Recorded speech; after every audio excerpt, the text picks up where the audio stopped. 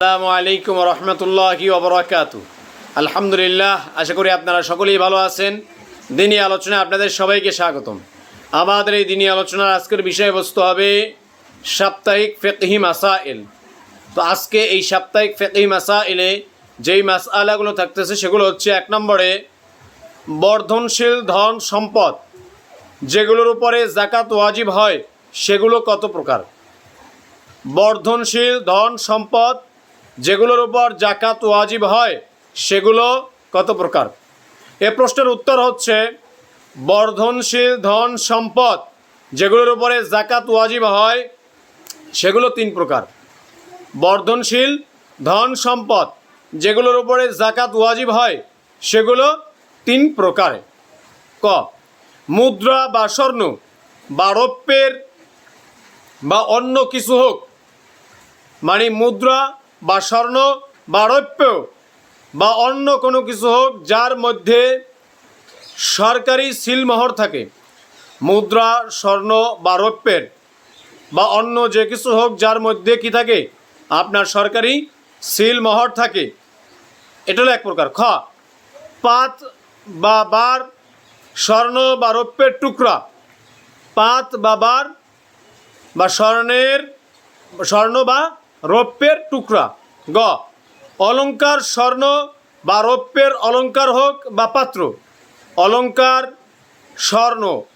স্বর্ণ বা রৌপ্যের অলংকার হোক বা পাত্র হোক। এই তিন প্রকার মালকে মালে নামি বা বর্ধনশীল মাল বলা হয়। এই তিন প্রকার মালকে মালে নামি বা বর্ধনশীল সম্পদ বলা হয়, বর্ধনশীল মাল বলা হয়ে থাকে। তাহলে আপনার বর্ধনশীল যে সম্পদ যেগুলোর উপরে যাকাত ওয়াজিব হয় এগুলো তিন প্রকার। ক জানলাম, এক প্রকার, দুই প্রকার, তিন প্রকার, আমরা তিন প্রকারে জানলাম।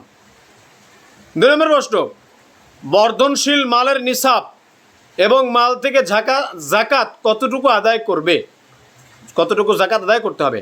বর্ধনশীল মালের নিসাব কি এবং এই মাল থেকে কতটুকু যাকাত আদায় করতে হবে। এ প্রশ্নের উত্তর হচ্ছে, স্বর্ণের নিসাব হলো 20 মিসকাল বা 7.5 তোলা।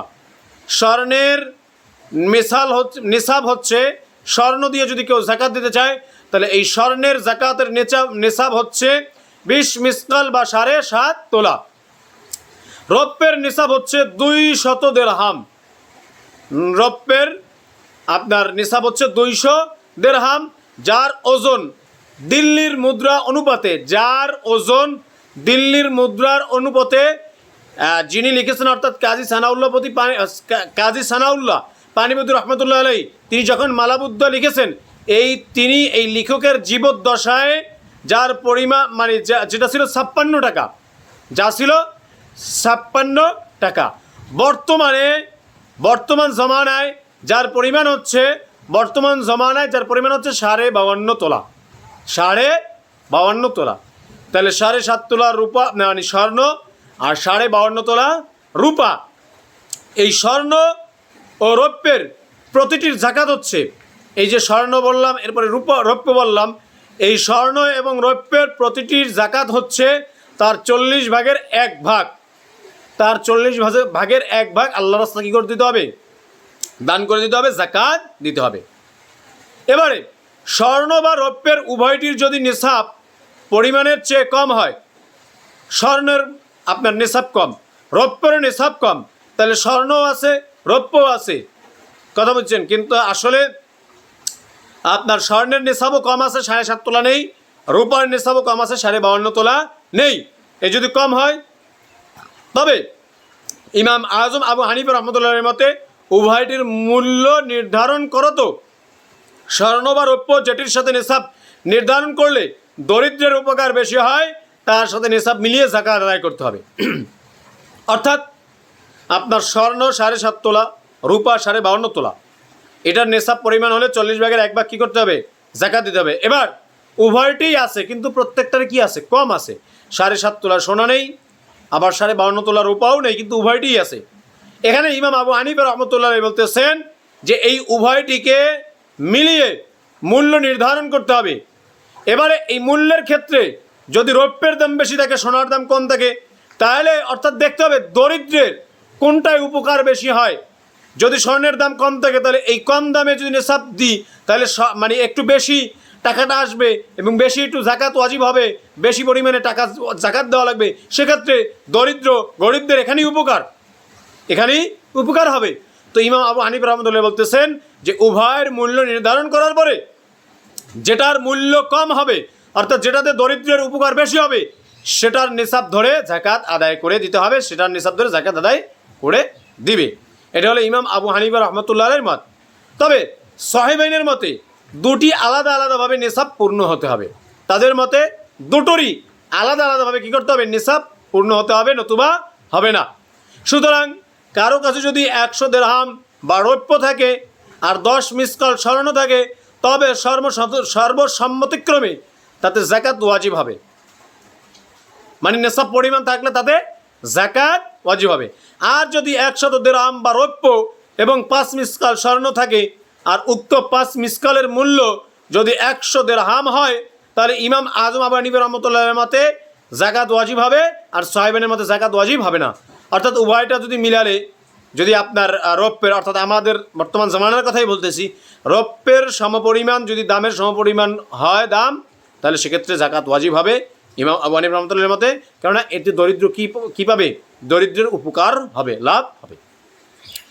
3 নম্বর প্রশ্ন, যে স্বর্ণ বা রৌপ্যের মধ্যে খাদ বিদ্যমান আছে, যে স্বর্ণ বা রৌপ্যের মধ্যে খাদ বিদ্যমান আছে, সেটাকে কোন পর্যায়ে ধরা হবে?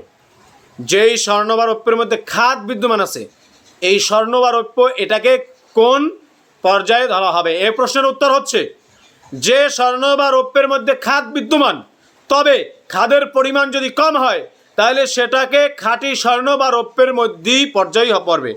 অর্থাৎ খাদ যদি কম হয় তাহলে সেটা খাঁটি স্বর্ণ বা রৌপ্যের মধ্যে কী হবে? গণ্য হবে, এই পর্যায়ে পড়বে।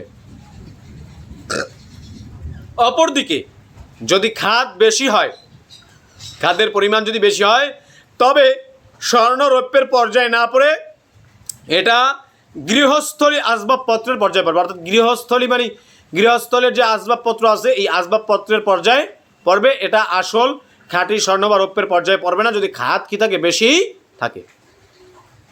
4 নম্বর প্রশ্ন, যেসব মাল ব্যবসার নিয়তে ক্রয় করা হয় তার উপরে জাকাত ওয়াজিব হবে কিনা? যেই মালগুলো ব্যবসার নিয়তে ক্রয় করা হয় এই মালের উপরে জাকাত ওয়াজিব হবে কিনা? এ প্রশ্নের উত্তর হচ্ছে, যে মালগুলো ব্যবসার উদ্দেশ্যে, যেসব মাল ব্যবসার নিয়তে ব্যবসার উদ্দেশ্যে ক্রয় করা হয় এই তার উপরে জাকাত ওয়াজিব হবে, এই সমস্ত মালের উপরে জাকাত ওয়াজিব হবে।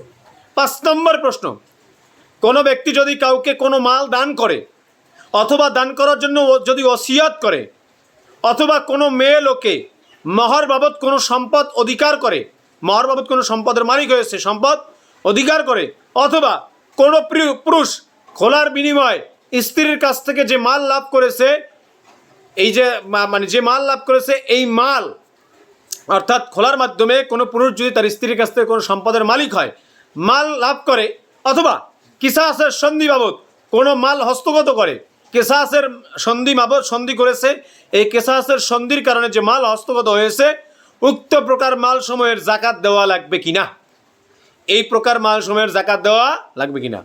এ প্রশ্নের উত্তর হচ্ছে, কোনো ব্যক্তি যদি কাউকে কোনো মাল দান করে, অথবা দান করার জন্য ওসিয়ত করে, অথবা কোনো মেয়ে লোকে মহর বাবদ কোনো সম্পদ অধিকার করে, অথবা কোনো পুরুষ খোলার বিনিময়ে স্ত্রীর কাছ থেকে মাল লাভ করে, অথবা কেসাসের সন্ধি বাবদ কোনো মাল হস্তগত করে, উক্ত প্রকার মাল সমূহের মালিক হওয়ার সময় যদি ব্যবসার নিয়ত করে ফেলে, এই মালগুলোর যখন মালিক হবে, এই মালিক হওয়ার সময় যদি ব্যবসার নিয়ত করে ফেলে, তাহলে ইমাম আবু ইউসুফ রহমতুল্লাহর মত অনুযায়ী এতে জাকাত ওয়াজিব হবে। যদি ব্যবসার নিয়ত করে ফেলে তাহলে ইমাম আবু ইউসুফ রহমতুল্লাহের মতে তার উপরে জাকাত ওয়াজিব হবে। তবে ইমাম মোহাম্মদ রহমতুল্লাহ আলাইহির মত অনুযায়ী ওয়াজিব হবে না। ইমাম মোহাম্মদ রহমতুল্লাহের মত অনুযায়ী তার উপরে জাকাত ওয়াজিব হবে না। তো আলহামদুলিল্লাহ, আজকে আমরা অত্যন্ত গুরুত্বপূর্ণ 5টি মাসালা জানলাম। আল্লাহ পাক রব্বুল আলামিন আমাদের সবাইকে এই মাসআলাগুলোর উপরে সঠিকটা জেনে এর উপরে পরিপূর্ণ আমল করার তৌফিক দান করুক, আমিন। ওয়া আখির দাওয়ানা আলহামদুলিল্লাহি রাব্বিল আলামিন। আসসালামু আলাইকুম ওয়া রাহমাতুল্লাহি ওয়া বারাকাতুহু।